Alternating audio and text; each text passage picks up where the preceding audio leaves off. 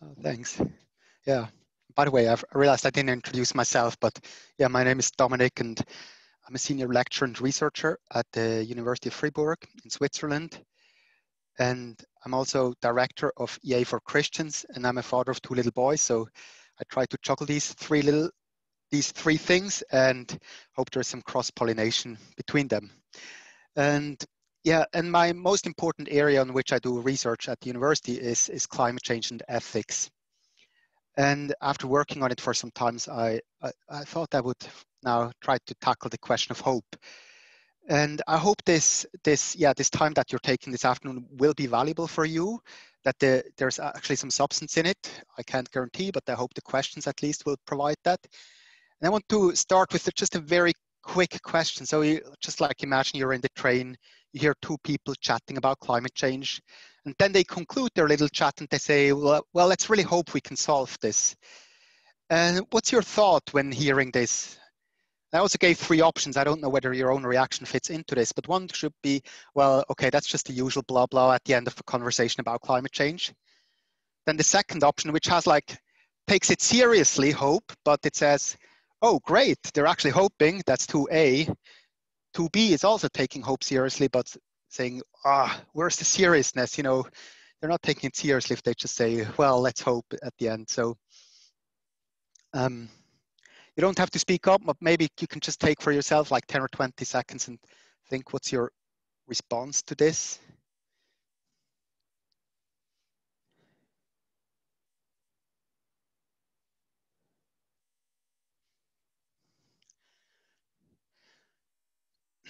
So because that's kind of the question we want to tackle today, whether this whole hope talk that some people bring up in climate conversations, whether this is a good thing or a bad thing, and whether it's an important thing or not.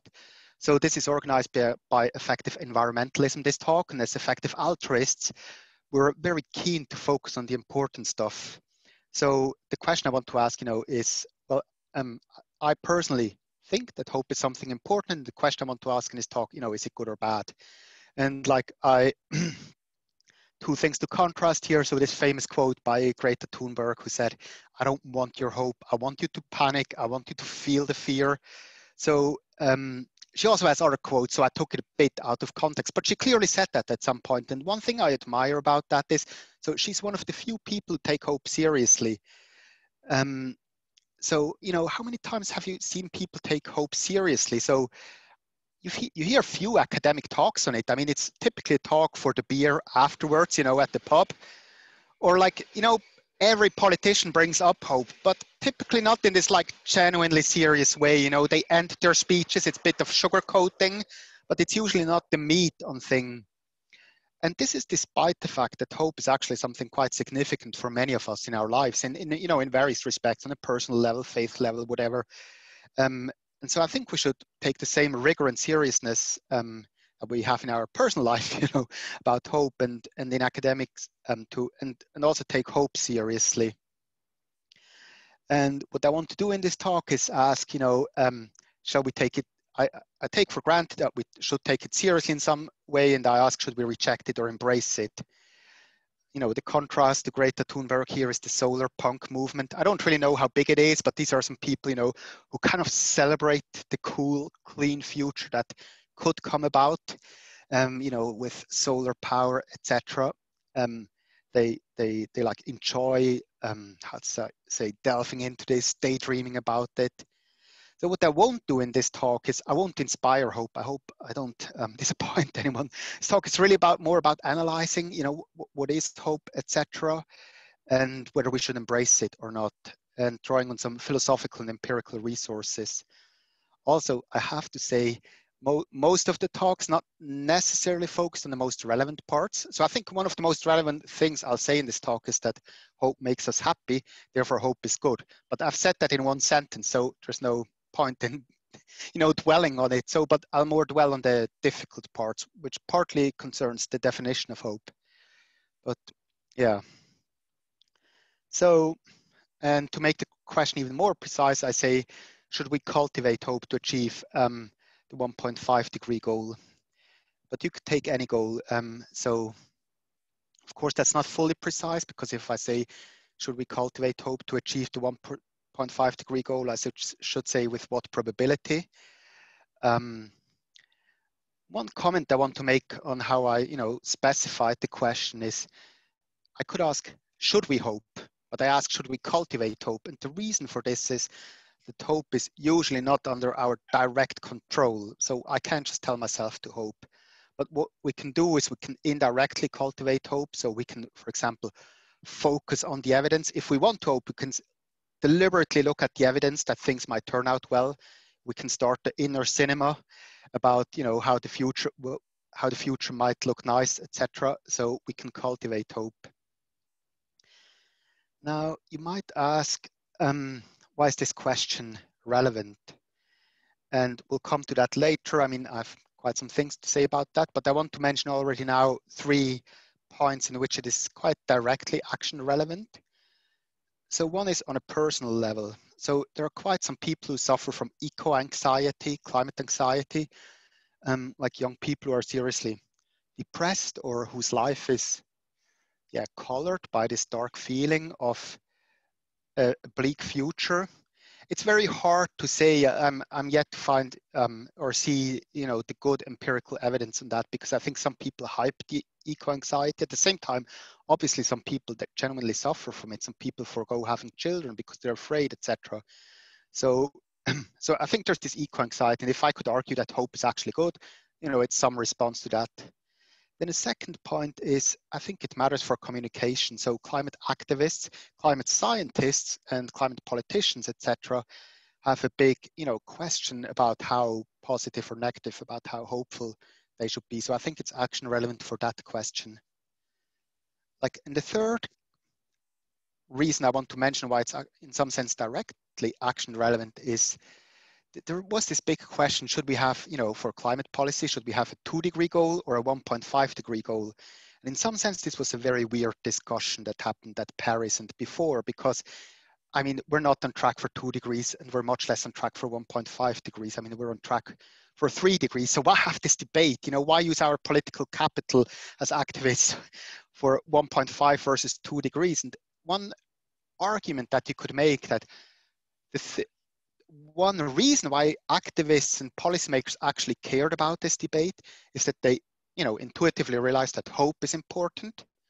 And so you could say, one or the other goal is more conducive to cultivating hope, like 2 degrees, it's more realistic, but less desirable, and vice versa for 1.5 degrees.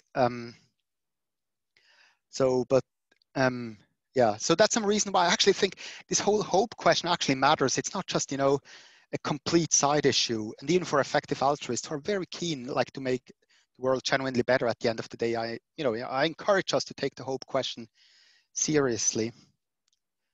Now, as I said, my answer to this question, should we cultivate hope, will be yes. So in some sense, you may think this is a boring answer. But it's not genuinely a boring answer, because quite some people, argue against it. So they're worried that inculcating hope might distract from facing the tough facts, and that, these tough facts, they require action rather than a lulling vision of a bright future, etc. And in particular, people worry that, those people with an interest in the status quo, the fossil fuel industries, etc., they're interested in spreading these lulling visions, the hope talk, etc. Yeah, I mean, if I make a remark in brackets, so I think the Trump administration, they're paying $250 million for a PR company or something related to coronavirus. And part of the task for this PR company is to spread, some positive vibes about coronavirus. So, I mean, that's exactly the thing that some people worry about, that, oh yes, let's, give a good feeling to everyone so people don't worry too much. So people are worried about hope. And also, if I say, well, you should hope, then this opens the door for false hopes. So hopes which are not warranted, given the honest predictions about, the dire future.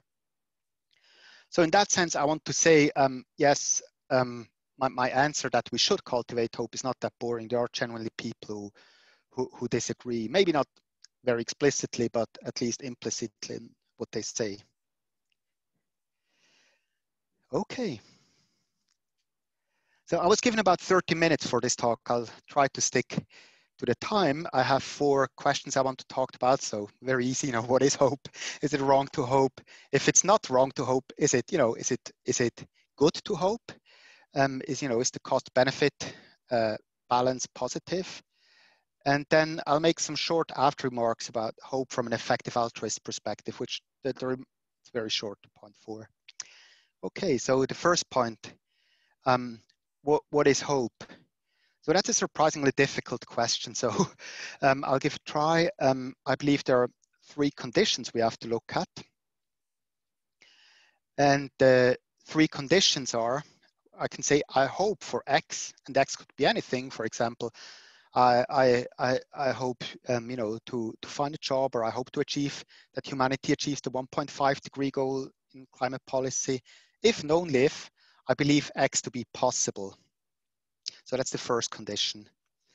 And what's important here to note is that I don't have to consider X to have a probability of over 50%. So I don't have to be optimistic. That's how I would personally define optimism, that you think X has a probability of over 50%.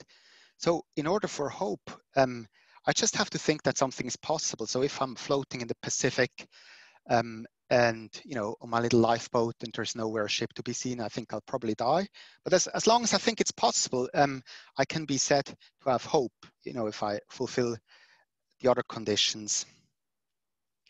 Now, if X is extremely improbable, there might be some reasons why it might not be helpful to have hope in these circumstances. So I think the probability of X has some importance for evaluating hope, but simply for the definition, I think it's enough that I believe X to be possible.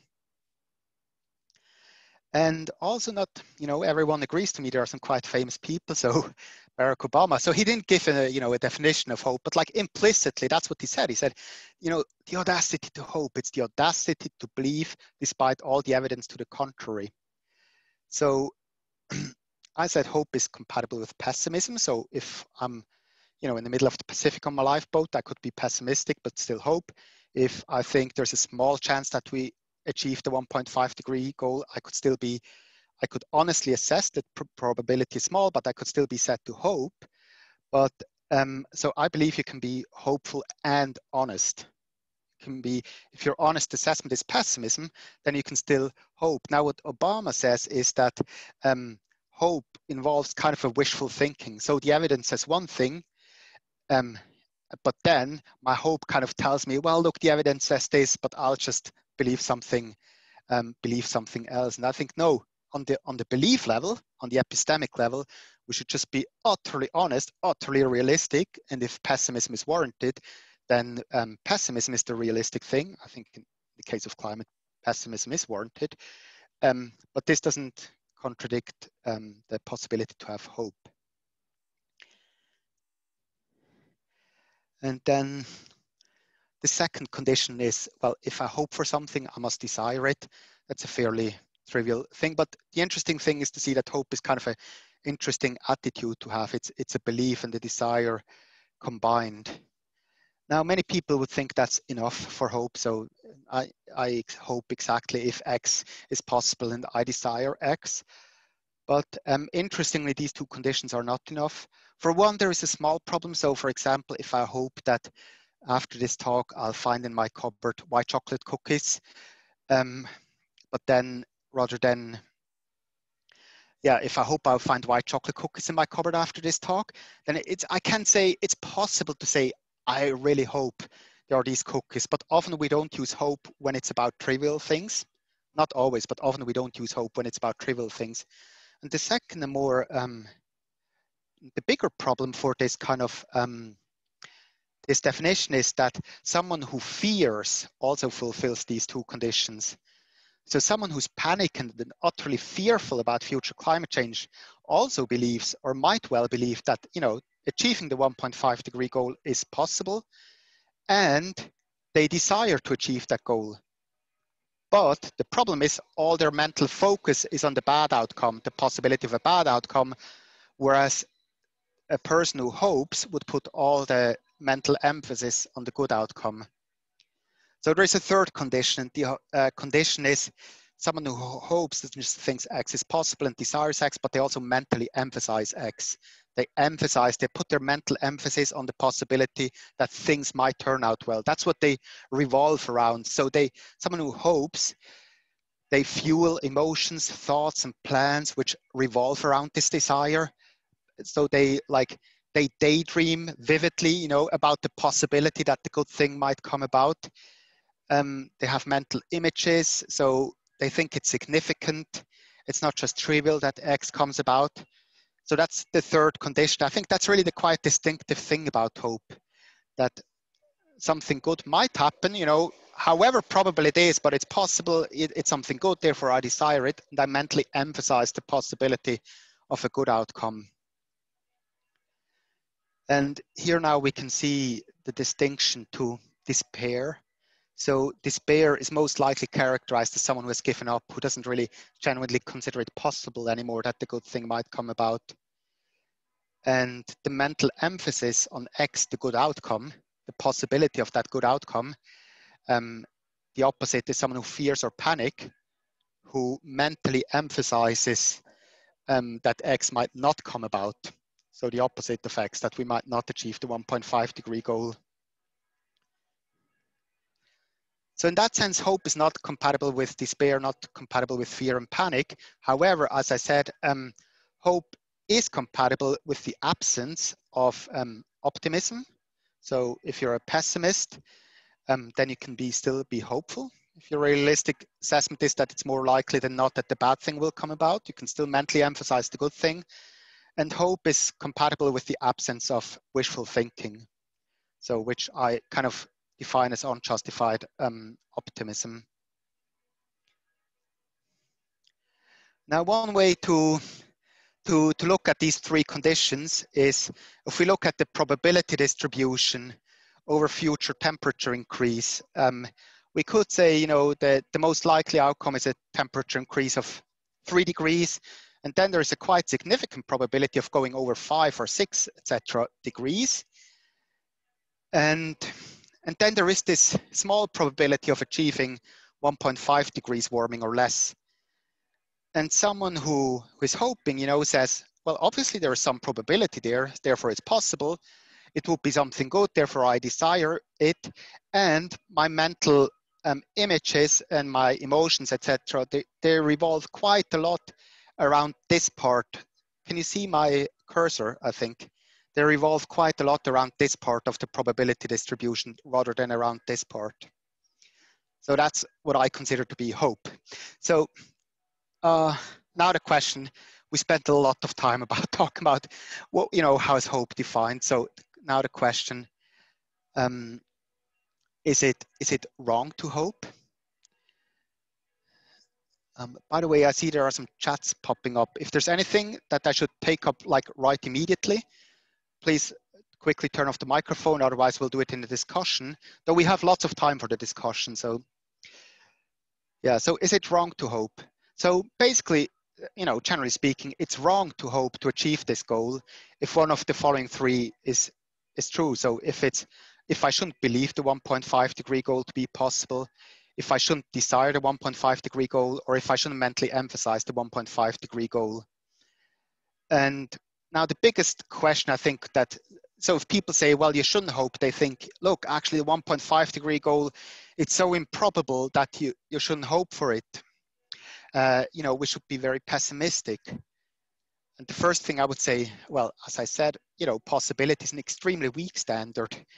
But the second thing I would say is, you know, the probability of achieving the 1.5 degree goal, it's not utterly improbable. I mean, I believe it's far below 50% that we will achieve this goal, but I don't know exactly what the probability is. I don't know if you know this website, longbets.org, where you can make bets over 50 years. I would be quite interested, you know, to make a bet with someone, if anyone would be interested in that, because that's something that's, you know, on my mind since a long time.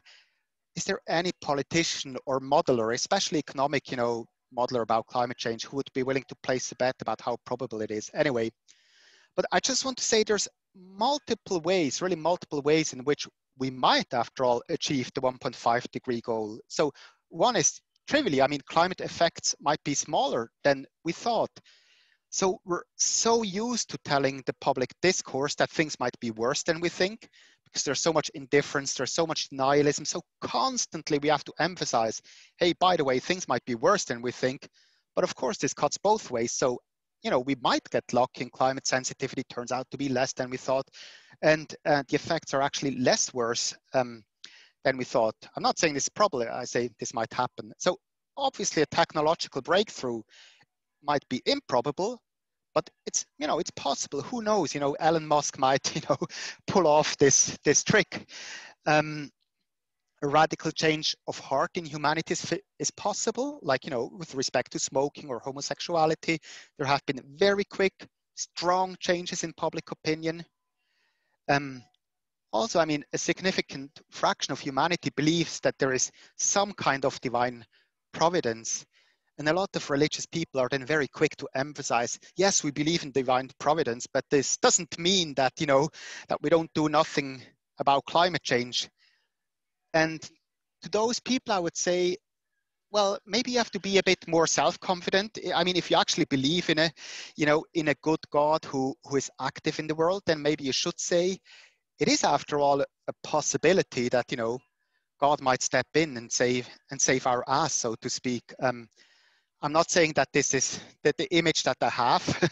I think personally, you know, very personally, I think, you know, God wants to solve this problem, but he wants to solve it through us. But I'm just saying, I'm making a small list of reasons why it's actually absolutely in the possible range that for a number of reasons, technological breakthrough, etc., that we could achieve the 1.5 degree goal.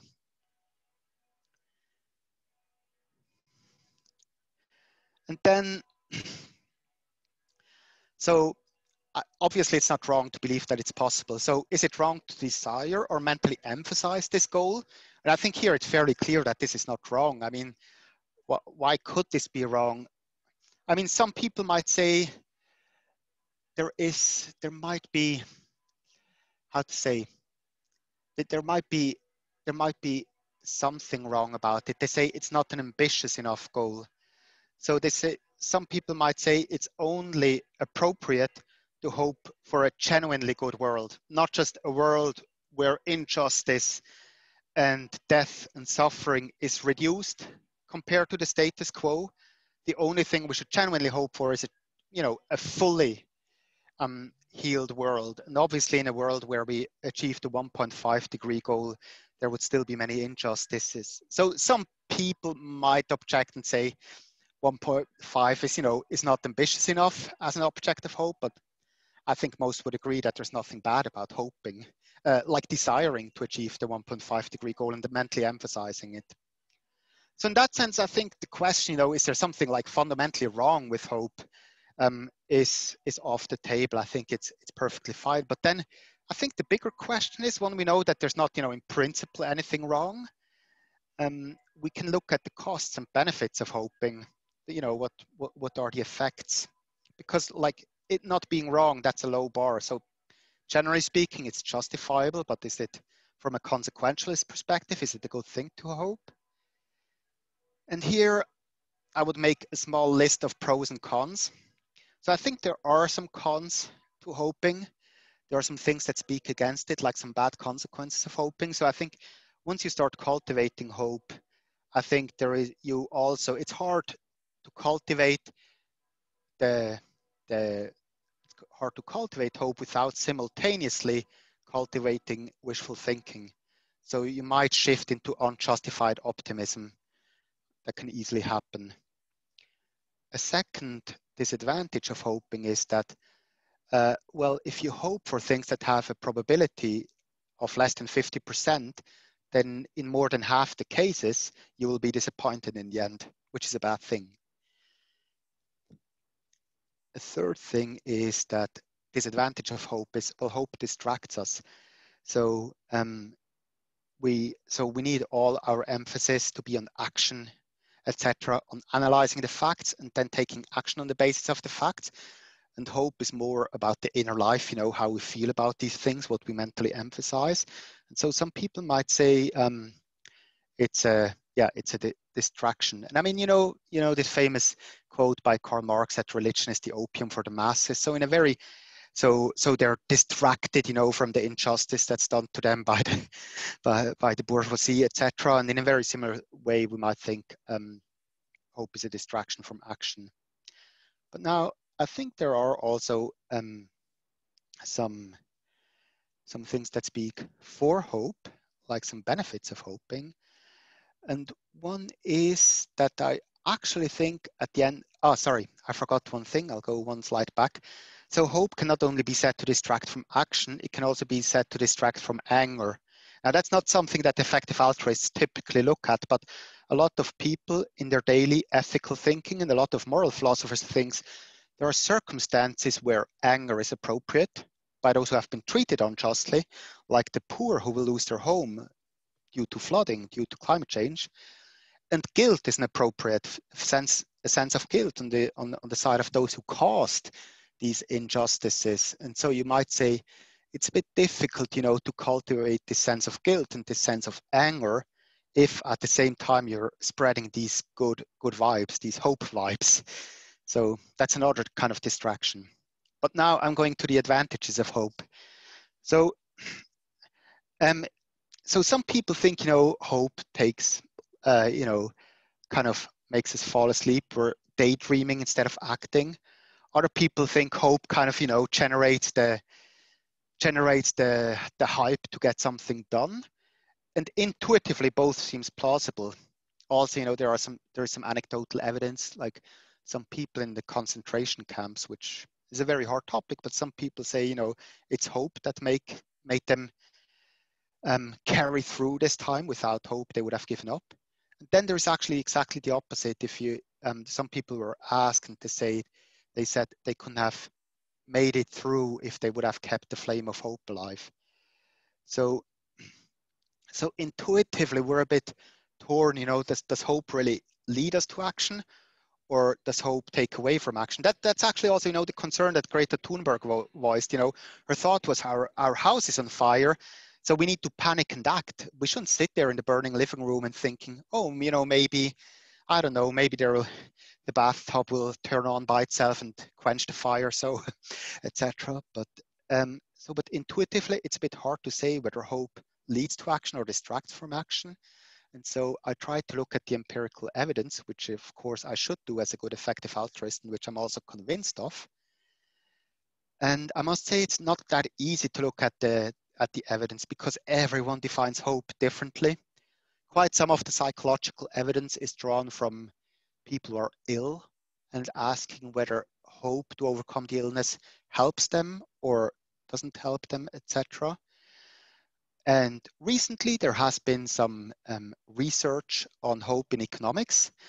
For example, the recent Nobel Prize winner in economics, Esther Duflo, who's very much admired in EA circles because on her, you know, empirical approach, she did a bit on that. This idea that people in poverty, for them, that they're often hindered to get somewhere by the absolute hopelessness. As soon as they see, you know, the door open, they're able to take action, etc.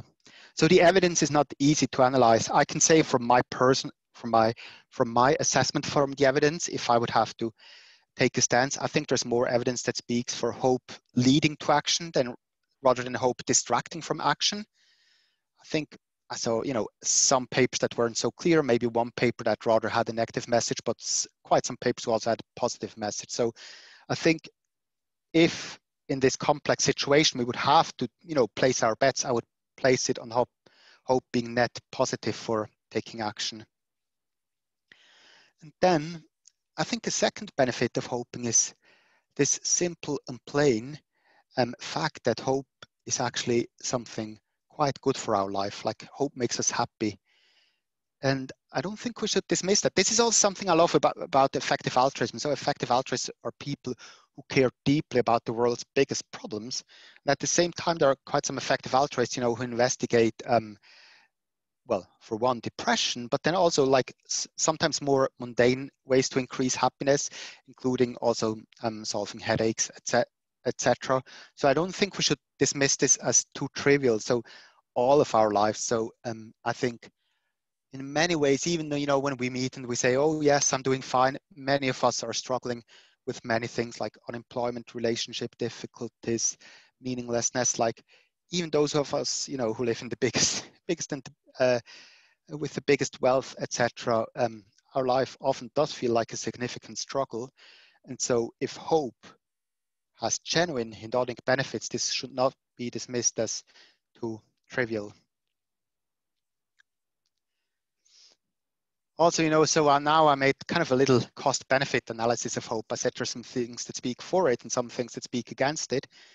I think we could also increase and personally, I think the benefits outweigh the negative effects of hope. So I think the motivation that hope yields and the hedonic benefits, they outweigh these disadvantages. Also, I think we can increase the positive balance by selectively, you know, cultivating hope. For example, in some parts of the population, cultivate hope there, and then cultivate it less in other parts. So I know 30 minutes are over. It's just like 2 more minutes. So I'll make a quick remark about hope from an effective altruist perspective. So what should effective altruists say about hope? So one thing I want to say, I personally believe that hope has a positive, the benefits outweigh the costs. And then one thing to note is that hope is in many ways something very cheap. So there are, I mean, of course, sometimes it's difficult to cultivate hope, but there are many very easy steps we could do to cultivate hope. For one, I mean, we could forego all the depressing talk when it's unnecessary. So I think, you know, here is something good that's very cheap to cultivate. At least there are some very low-hanging fruit for cultivating hope. A second and more critical remark is this: so as effective altruists, we're also very keen on soberly assessing, you know, the facts. And so this cultivation of a positive outlook on mentally revolving around the possibility of a good outcome, it could cloud sober judgment and hamper a very good prioritization. So my upshot is that I think at the end of the day, I would say let's cultivate hope. And an important point to make is just, yes, we can be realistic pessimists. I think the probability of achieving 1.5 degrees is quite low, but we can still embrace hope. And I think hope, generally speaking, does make us happy, and it might well be more conducive to action than the opposite. Yeah, and so a big thanks for, like, you know, taking up all these thoughts. And yeah, I'm very curious to get into the discussion. Awesome. Well, first of all, thank you, Dominic. That's awesome. If anyone, you know, wants to turn on their video now, want to use the applause feature of Zoom, because seriously, that was, I appreciate your time putting this together and really talking about us here about this. So yeah, again, just some like housekeeping. We do have, you know, just about 50 minutes to go over discussion now. And yeah, by all means, if anyone wants to jump in, you know, if you haven't introduced yourself already, please like give yourself a brief introduction, and then please, comments or questions are very welcome.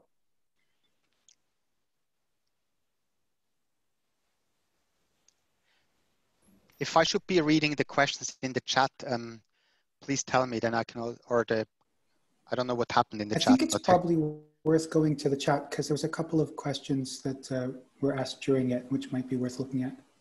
Okay, good. I'll just do that. Sorry, I'm making my Zoom a bit bigger. I'm working with one small screen here. I'll go to the chat. Sorry, I'm just stop screen sharing.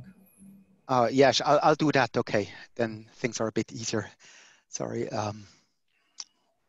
Stop share. Good. Okay. Thanks for your patience. I'm going to the chat.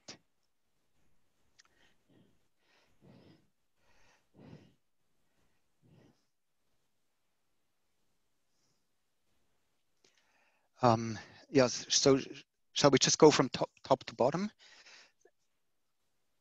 Sure. Yeah, I think it started off kind of in response when you asked about that you know, what our thoughts to that was. And then I think there was Yeah. a question a little after that. Yeah. So can David just quickly explain a bit more the first question about, you know, in how many months would you suggest the concern be solved? If David is here at all. Good. Hello, how are you? Hi. Good to see you, or Hi. at least hear you. How many months would you like this temperature problem to be solved? You mean like how much time it takes us to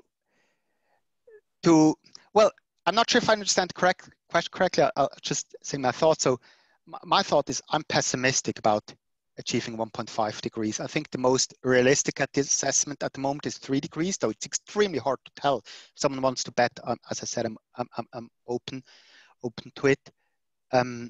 Obviously, we have to solve the problem very quickly, but sorry, does this Okay, and how many answer the months question? do you suggest the global temperature increase be limited to a 3-degree, I think you're talking about Celsius increase. We're talking about solving the temperature increase, if I understand correctly.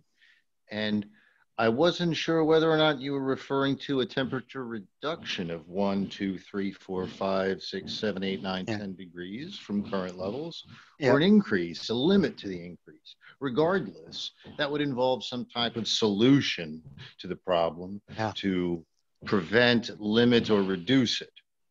Yeah.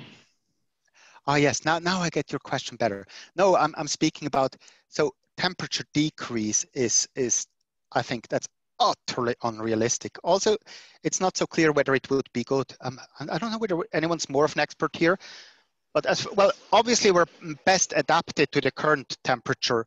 I think there is some question whether there would be some global benefits if temperature increased like less than 0.5 degrees, even though we're adapted to the current thing. But I mean, almost everyone agrees that, above that, it's net negative to increase temperature further. But I think so far, I mean, it's utterly, I mean, implausible that we would actually decrease temperature. So I'm talking about limiting temperature increase to 1.5 degrees. And maybe one thing to mention here is one thing that I didn't speak about this, that, you know, it's not, how to say, if we really wanted to be precise, it's not the thing to focus on the temperature increase. We have to focus on, can future people in the future, can they flourish? Can they avoid suffering and death, etc.? But that doesn't only depend on the temperature increase, that also depends on how well we adapt to it. It also depends on whether we redistribute global wealth. It also depends on whether there is economic growth, which helps lift people in poverty out of poverty, etc. It depends on a host of other things. And I just mentioned this because I think, generally speaking, you know, I'm all with the Greta Thunberg people about the pessimism. When it comes to, you know, the climate predictions, I think most of the population, including many left-wing party politicians, haven't yet fully grasped how dire the situation look with respect to climate change. I think I'm personally more optimistic than a lot of activists when it comes to these other factors. So I have quite a bit more belief, not, I don't know whether over 50% or so, but, you know, that adaptation might work to some extent, that economic growth might, you know, counterbalance, quiet some of the dire climate effects. You know, I don't want to spread optimism here, but I want to say when it just comes to temperature increase, I fully agree with the pessimist people like Thunberg. When it comes to the other factors that affect human flourishing and suffering, I think there is some more cause for optimism than a lot of the activists recognize. But please also, if someone wants to come in at this stage, please just come in. So I don't want to talk too much. Otherwise, I'll just go through the questions. Well, I think you've covered all the questions, but I had a separate question or comment on hope in general. So you were talking about hope potentially leading to action or to inaction, but the other side of it is that hopelessness, I think, almost certainly leads to inaction, because if you don't think you can do anything, then you're not going to do anything to prevent whatever issue that you're hopeless about. So you can say that there may be degrees of hopefulness where you know, if you're completely convinced that something will happen, then you don't need to act. But if you are less convinced of it, then you may view yourself as having more influence on the outcome. And also that another way to look at it would potentially be how much you focus on your feelings of hopefulness or your feeling of hope versus like, okay, I think it's possible. I have hope, but I also know that I need to act in order to achieve that outcome. Yeah, thanks for that. This is a quite confusing feature in the literature about hope. I mean, we also have here some expert philosophers on the history of hope, like Mark has, worked about that, because past philosophers have thought more about hope than present philosophers. But now if I talk about the psychological literature and sociological literature on hope, it's quite confusing because some of them, they tie hope very strongly to my ability to affect the outcome. So they say you can be hopeful if you can affect the outcome. And then, some people make a big fuss about it. Well, how does that affect how we speak about climate hope? Because they say, it would be wrong to have hope if you don't take action. But I personally think, well, you can have hope if you think the good thing might come about due to someone else's agency or due to luck. I mean, it's possible, for cancer patients to have hope despite thinking that they personally can't genuinely contribute something. So, that doesn't directly relate to what you said, but I just want to say first, you can even have, so even if you think you can't do anything, you can still have hope. Now, if you think, because you can think the solution might come not from my action, but from somewhere else. And you said in some sense it's obvious. I mean, if you said, if people are hopeless, obviously they won't act. I want to give an objection to that, and I'm curious about your thoughts on this. Because people can think, well, obviously, if I act, this will have an impact. It might make climate change a bit less worse, but it won't achieve the goal. So they're not hopeless in the sense that, so they still believe that their action makes some difference, but they don't believe that the action will genuinely solve the problem.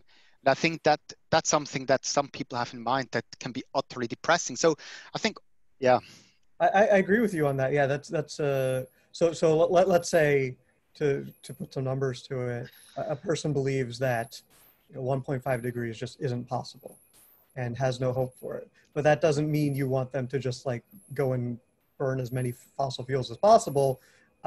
You want them to still act in such a way that, okay, 1.5 degrees isn't possible, but maybe 2 is, or maybe 3 is, which would be way better than 5, for example. Mm-hmm. Yeah, exactly. So, I mean, rationally, then the reason why you act is based on the difference that you can make the problem slightly less worse. I personally still believe that if you combine this, rational reason for your action to make the impacts slightly less catastrophic than they would otherwise be, should be paired with the hope that there might be a complete solution at the end of the day. I think that's very fulfilling and inspiring. Yeah. Mark.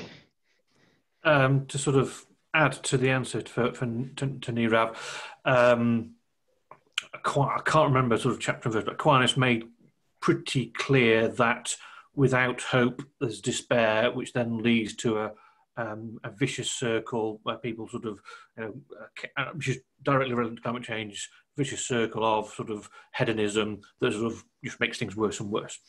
Which is sort of related to, so sort of give a nice lead into the question I want to ask Dominic is, or two questions, thinking about hope as a virtue and a virtue being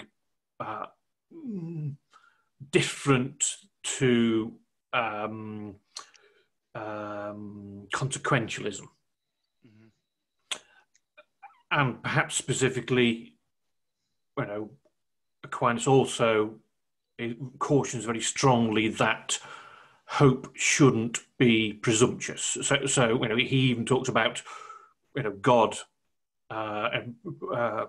having sort of too much presumption that God will do things just for us in some sort of way. Again, if people want chapter and verse, I can dig it out, but I'll not bother now. Well, thanks very much. And Evelyn, I saw that you had a question, but so I'll, or some thoughts. So yeah, thanks very much, Mark. And so maybe one thing I should have emphasized more is, I think often there are quite many people for whom, so I saw your question, yeah, for whom hope goes hand in hand with presumption. And I would say wishful thinking, like they just think, yeah, they overly optimistically think, yes, we'll do the trick, you know, it will work out, or God will step in. After all, we trust in him, or technology will do the trick. And so, I mean, so in that sense, hope, I should have emphasized this more. Hope often does go hand in hand with this kind of presumption. But the thing that's important to me, there's nothing necessary about that. So I think it's perfectly compatible to be a realist pessimist and cultivate hope. I think it's an art, and I think an art we should develop. And as I said, I'm an effective altruist, and still I think hope is not the side issue. I think actually it does matter. So in that sense, it does not have to go hand in hand with presumption, but often it does. So therefore we have to practice making it not go hand in hand. And then on the virtues that you mentioned, so I'm not that well versed in virtue ethics. And I mean a lot of virtue ethics implicitly and sometimes explicitly, you know, justify the virtues we should cultivate in a more or less blunt consequentialist way. And I've done it in the most blunt possible way. You know, I just said, if hope is a virtue, here are its, you know, benefits and its disadvantages. So, but the thing is, maybe I should just ask you how to do that. But I think for effective altruists, that's a quite important thing to note, that there are these benefits to hope. Yeah. And also I introduced the ontological element because I said, you know, if it were not justified to hope, like if you hope for a morally bad thing, then you shouldn't hope, even if the benefits would outweigh the costs. Yeah. Maybe you can come back later if you have thoughts, so maybe we can go to Evelyn. Yeah, I have a question. A lot of the a dominant strand of EA discourse about climate change emphasizes the extreme temperature rises that are possible. So like we, you know, in the recent 80,000 Hours podcast, Mark Linus says, you know, we have a fairly good idea what a 2 degree temperature rise would look like. We kind of know what 3 degrees would look like. But we have a less good idea of what the effect would be if the global temperature rose by 4 degrees or 6 degrees or 8 degrees Celsius. And so there's sort of a call to mentally emphasize the higher temperature, higher possibilities of temperature rise. Yep. So is that compatible with hope? Oh yeah, that's it. Yeah. Okay, so I think if we, you know, soberly try to assess where's the biggest reason for action on climate change, I mean, I personally fully agree with this assessment that I think public discourse emphasizes, you know, the medium estimates like 3 degrees, etc., too much relative to the small probability, utterly high impact outcomes. I think for one, because public discourse slightly underestimates how adaptation and growth could make up to some extent for some climate impacts, but also because public discourse is less good than effective altruists in thinking about small probabilities. So, I mean, if I can put it that way, so that's a bit crude and maybe provocative, sorry. But this is about the sober assessment about what we should do. Now, what should our emotions evolve around? So that's my thought with hope. So, you know, when we now think about where's the biggest reason for action, then yes, we should think hard about these, you know, 7 degrees scenarios. But then in the evening when we go to bed, or, you know, when we put our work away on Saturday evening and take a rest on Sunday, then I think it's perfectly good and say, yes, you know, I realistically assessed that these 7 degree scenarios have much too high a probability for us to neglect them. But now it's time to about this future, the good future that might, after all, come about. So in that sense, I think the sober assessment and the emotional revolving can be on different parts of the probability distribution. Can I add to that? So I published 10 years ago something about rapid climate change and talked about virtue, and I was thinking specifically about hope. So, hope helps.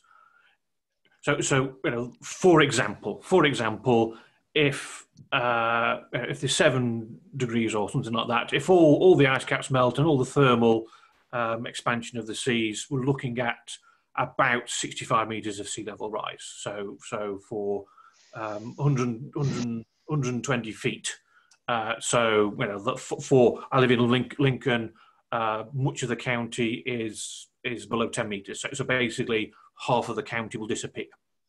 And there's lots of other places in the world. Most of the major cities are sort of would go.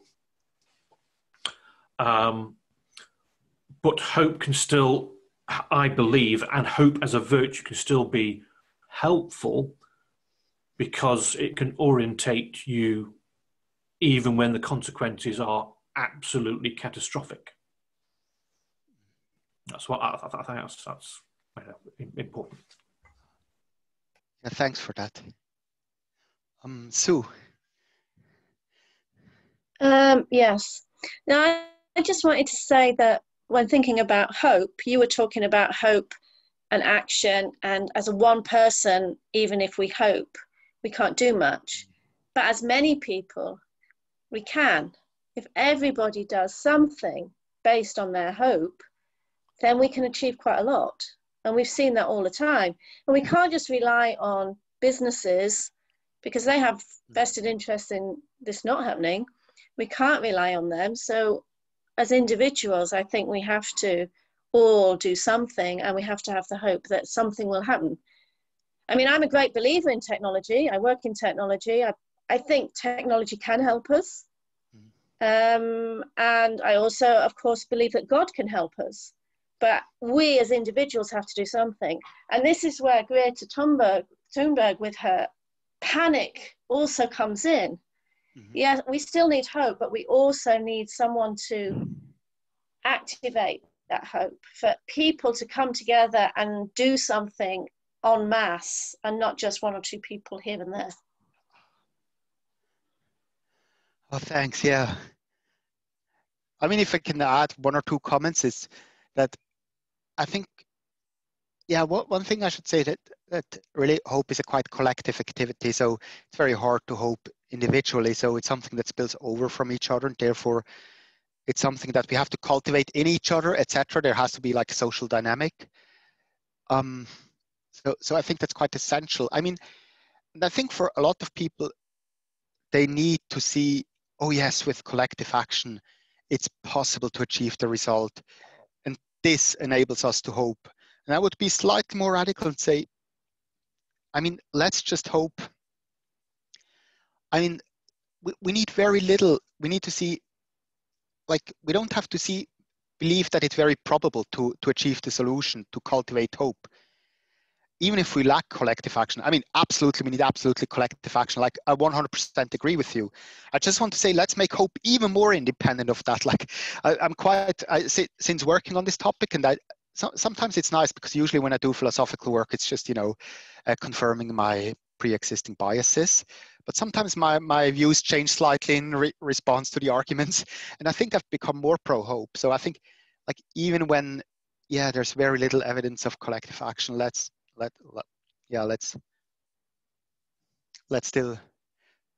still go for the hope. That's just one thought I wanted to add.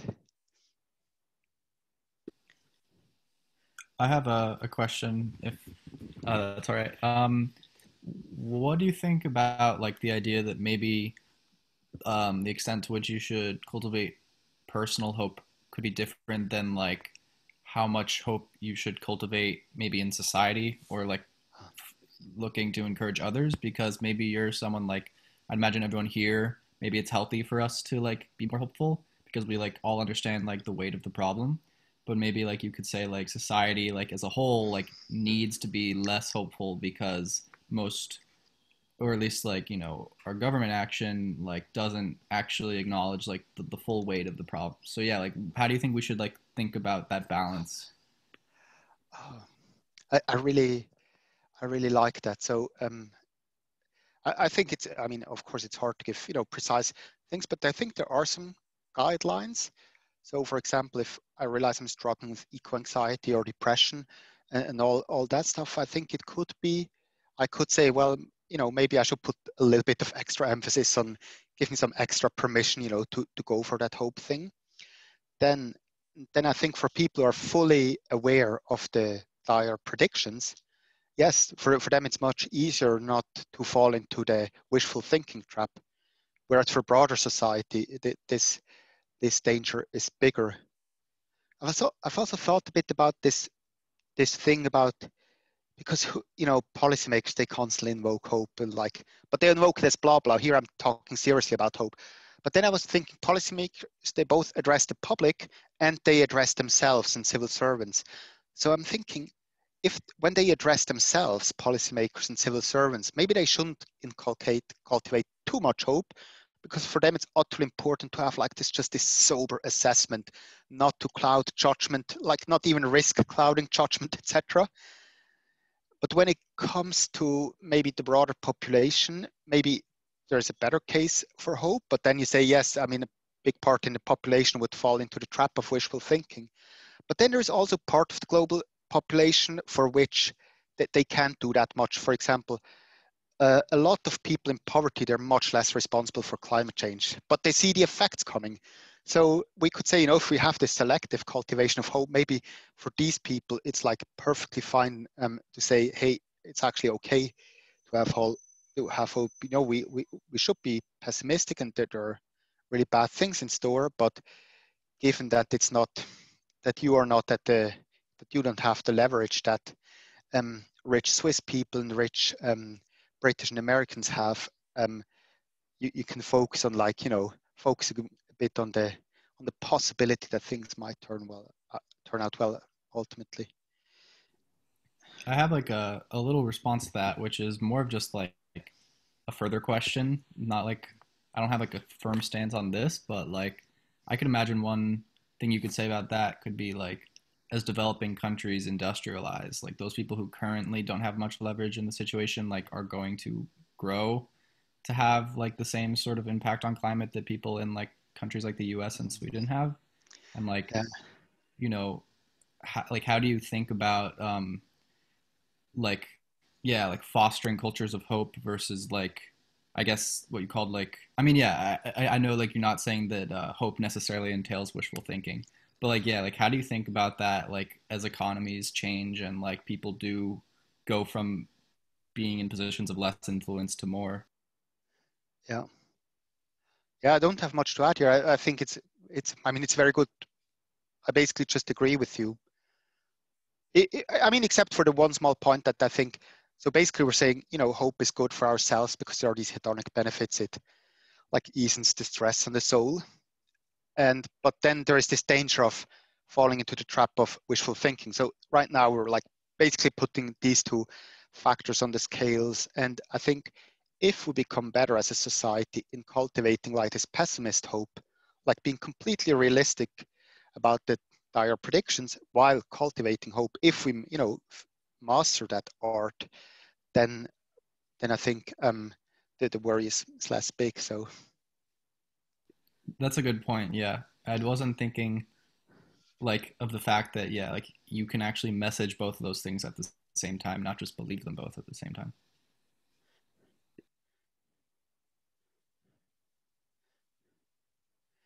Yeah. Have there been further thoughts or questions? Don't feel obliged at all, but. Well, I have a kind of unrelated question, partially unrelated question. So I've been doing EA in the New York area for a year or two. I'm not that entrenched in the movement, but this is the first event I've been to when there was an explicitly religious person presenting, because most of the EA ones are either they're just silent on the topic of religion, and I assume most people there are non-believers. And like, what's your experience in terms of EA and being religious, and how do you, I guess, have you experienced the same thing I have in terms of much of EA being, you know, secular? Oh, yes. Yes, I mean, thanks for the question. I mean, and it's not, I mean, it's not a complete coincidence, you know, that I speak about hope, because when I was struggling with faith, I was thinking a whole lot about hope and about all these questions. So, and then that was a personal issue for me. You know, I thought a lot about hope, and then I work on environmental ethics, and I'm an effective altruist. So why not combine all that thinking anyway? So yes, I think the EA movement is very secular, or I mean, that's where it's rooted. It's very rooted in secular rationalist circles. Personally, I think.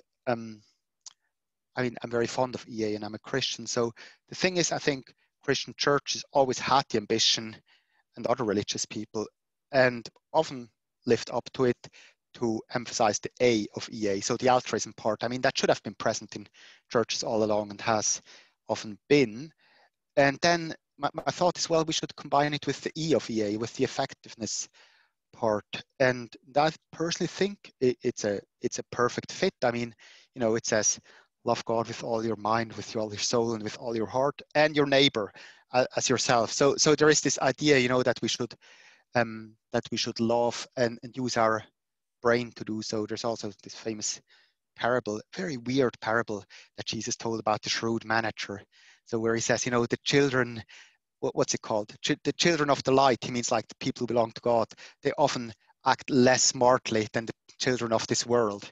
So where he kind of encourages people of faith, you know, to be as shrewd as non-religious people are, so to speak. And that's exactly, I think, the message that I think we should take. Obviously, there are some questions about. I don't think as a Christian you can just be a blunt consequentialist. But yeah. But most non-consequential, I don't know how much you're into philosophy, but I mean, most non-consequentialist philosophy, like deontologist and virtue ethics, they have a large consequentialist element.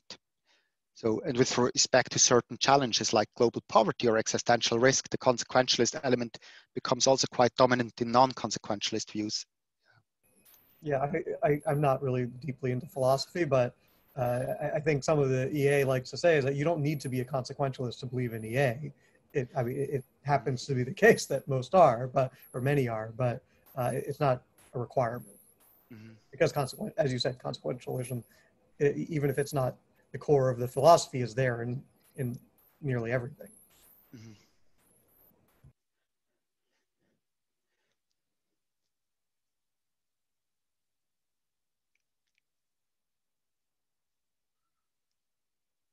Yeah. So, I mean, I guess I'll hand over to you, Alex. I mean, thanks very much for the inputs and for the questions. So I'll take that up. I'm also happy. So, I mean, you know, if in tomorrow's shower, you know, there's like the radical solution coming up for the topic I've been discussing, please mail it to me. And just, yeah, the one thing I want to emphasize is that we don't just dismiss hope as like some blah blah, but that we take it seriously, and that we also don't dismiss like the hedonic benefits. So as long as we, you know, acknowledge that we should be pessimists with respect to certain predictions, I think we should not just dismiss it as unimportant to cultivate hope. And also as EAs, maybe take it a bit more seriously. What simple and easy ways are there to pick some low-hanging fruit with respect to hope? Awesome. Awesome. So yeah, I think, you know, people might have some more questions. I know it is, well, you're saying it's a beautiful day near you. It looks like here in New York, I know it's also a beautiful day. So yeah, if anyone, you know, has more questions, by all means, you could reach out to me and I could forward you to Dominic or whatnot. But yeah, I think it's a lot of great content to really think about here with EA. Like you said, just kind of like low hanging fruit, low effort. And I really appreciate your time today, Dominic. Thanks.